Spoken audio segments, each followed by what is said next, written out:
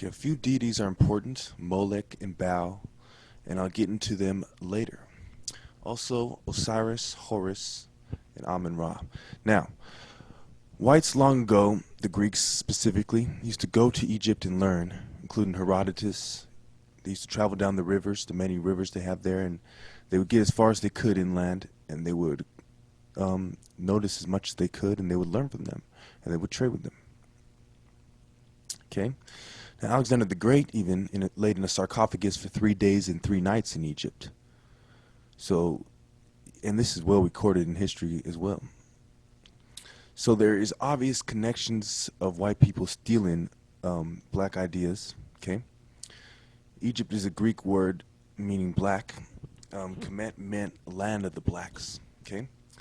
And Herodotus recorded them as being people who were dark-skinned and having wool-like hair. Okay. Well, the Egyptians were people that were far more advanced than other peoples. Like the Native Americans built pyramids too, but they didn't have the huge blocks. They didn't have the mathematical genius about them. So they weren't of the same caliber, and they weren't of the same knowledge. And they weren't as old even.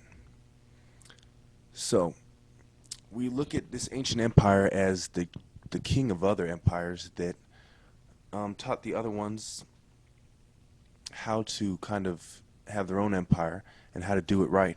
And other people would go there and marvel at the pyramids, marvel at the temples, the sun temples, and the different gods' temples, and they would envy the Egyptians. And the Persians would eventually invade them in the BC. And in BC and during the foreign period, the Romans and the Greeks would also invade for a while. And then finally the Arabs, after Islam, invade in the 7th century. And this is why Egyptians are Arab-like to this day. Now you see in the Sudan that Arabs are killing off blacks just like they did in Egypt, because this is part of not only conquest for Islam, but conquest for the Arab people. But they want to cover up the fact that these people were black and not Arab. That the blacks migrated west as the Arabs invaded from the east.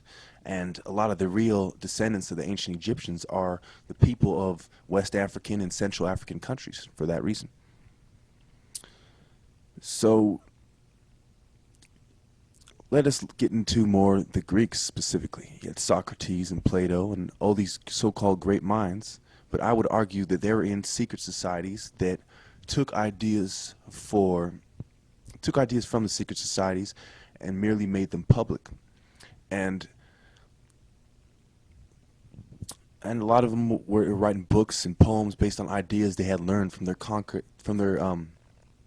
with the ancient mystery schools, okay, which would evolve into the secret societies. So that's why I call them secret societies.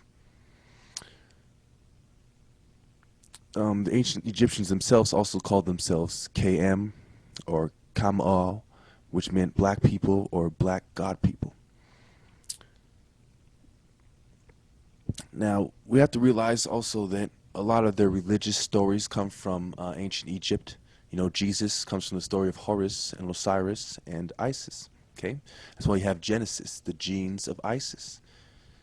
Okay, well, when you look deeply into the Egyptians and to the Jews, the Jews learned a lot from them.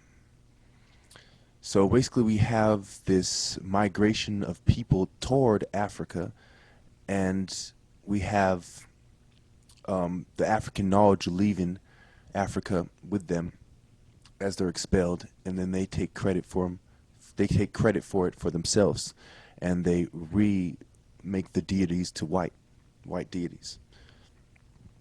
Okay.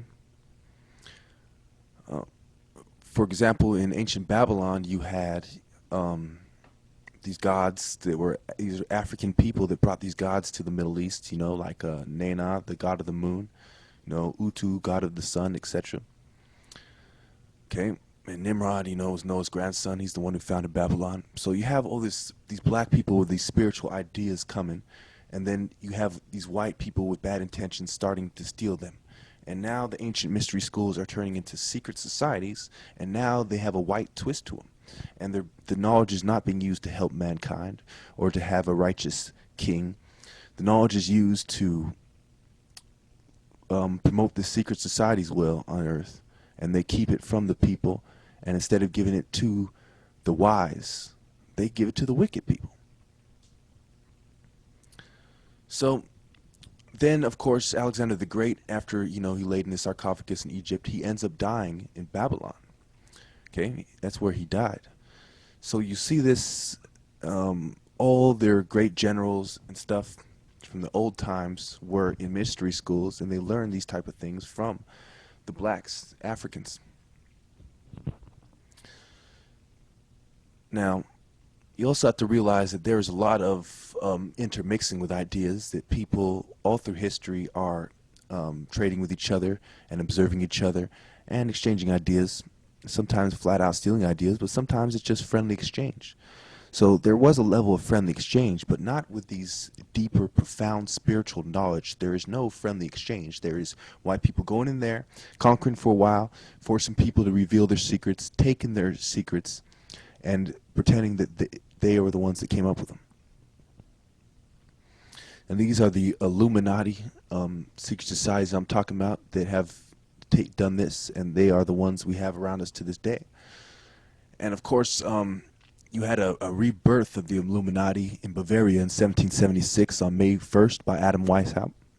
Okay, but I'll get into that on my next video because I'm running short on time on this one. Well, what we see also is the astrology that comes from Africa. The pyramids lined up with the 3 stars on Orion's belt.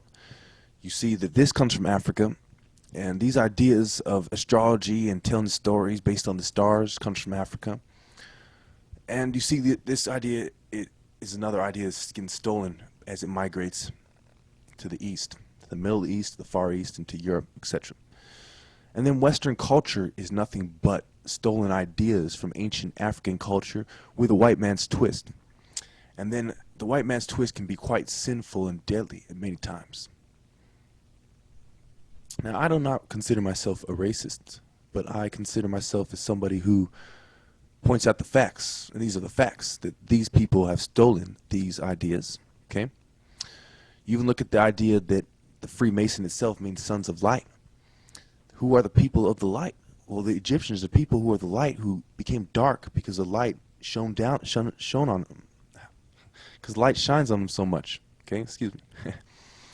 So the Illuminati, the light bearers, and Adam Weishaupt admitted that the term referred to Lucifer in secret. But in public, he would say that it simply meant intellectual ones, enlightened ones. But in secret, he says, we are the light bearers of Lucifer. And he made that known to his secret groups.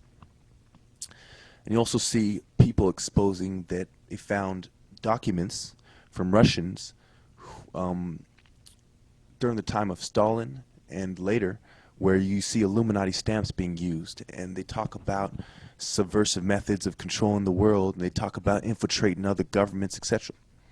But I'll get into that more in my next video. Well, a lot of Alexander the Great, of course, he's known for a few battles and for pushing his army far into Asia. And a lot of the reason why it was more celebrated than say groups like the Mongols, even though Mongols had a bigger empire, is because these are white guys. And the main reason they're getting credit for it is ideas that they have stolen from the Egyptians.